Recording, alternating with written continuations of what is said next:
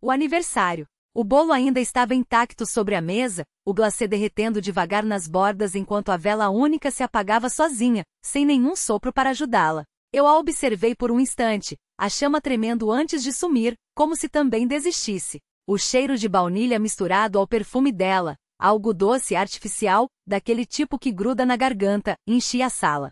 Ele havia escolhido aquele aroma para presentear, não o meu, não o que eu usava há anos. Você é tão atencioso, ela riu, passando os dedos pelo braço dele enquanto pegava a caixa de veludo. Não precisava, de verdade. Claro que precisava, ele respondeu, sorrindo de um jeito que eu não via há meses. Os olhos brilhavam, a voz macia como se cada sílaba fosse um carinho. Você merece. Eu me levantei para buscar os pratos, mas meus pés pareciam pesados, como se estivessem presos no chão. A faca cortou o bolo com um som úmido, e por um segundo imaginei que fosse a minha pele rasgando.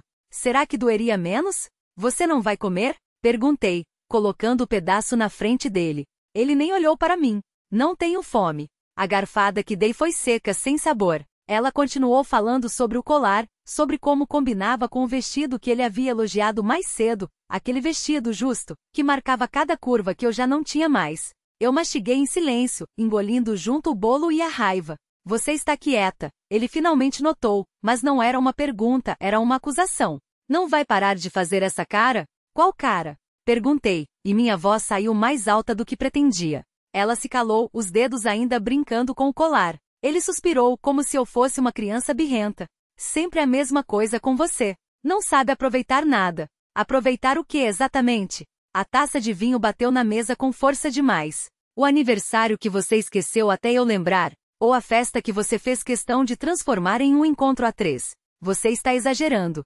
Ele disse, os dentes cerrados.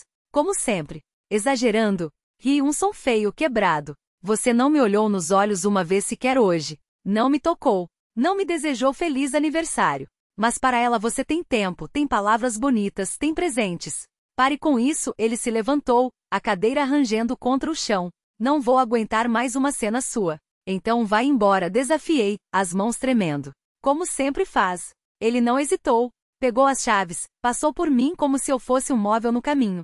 A porta bateu, e o silêncio que ficou foi pior do que qualquer grito. Ela ainda estava lá imóvel, os lábios entreabertos, como se não soubesse se devia rir ou chorar. Você não ia deixar ele ir embora, ia? Perguntei, e minha voz quebrou.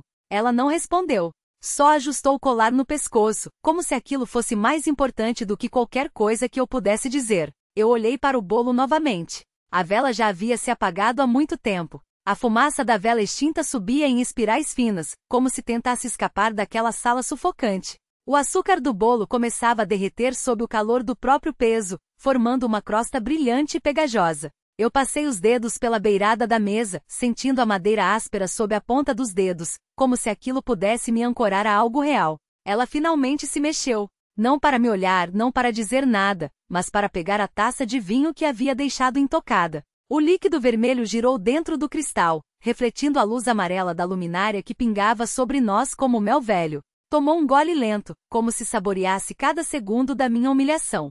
Você sempre faz isso, falei, mais para mim do que para ela. Fica parada, como se nada disso fosse contigo. Ela pousou a taça com um leve clim e só então virou-se para mim. Os olhos dela eram dois poços escuros, sem fundo, sem piedade. E o que você queria que eu fizesse? Sua voz era suave, quase um suspiro. Que corresse atrás dele. Que implorasse para que ficasse. Ri, um som curto e sem alegria. Você conhece ele melhor do que ninguém. Sabe que isso só o faria sair mais rápido. Não é sobre ele, minha garganta ardia. É sobre você. Sobre nós. Ela inclinou a cabeça, como se estivesse observando um inseto prezado sob um vidro. Não há nós, nunca houve. O colar brilhou quando ela ajustou a pérola central, um gesto que já tinha visto centenas de vezes, sempre antes de desferir o golpe final. Você é quem insiste em inventar coisas que não existem. Aniversários, desculpas, segundas chances. Fez uma pausa, como se estivesse escolhendo as palavras com cuidado. Ele não volta porque não quer, e eu não paro ele porque também não quero. O ar saiu dos meus pulmões como se tivesse levado um soco. Todas as vezes que eu havia justificado seus silêncios, suas ausências, suas respostas evasivas, tudo desabou de uma vez, como um castelo de cartas sob um vento forte. Então por que você está aqui? Perguntei, e minha voz soou estranha, como se pertencesse a outra pessoa. Ela não respondeu logo. Em vez disso, pegou a faca de bolo e cortou um pedaço generoso, como se estivéssemos em um chá da tarde qualquer. O talher afundou na massa com um som úmido. Porque você me convidou, disse, finalmente.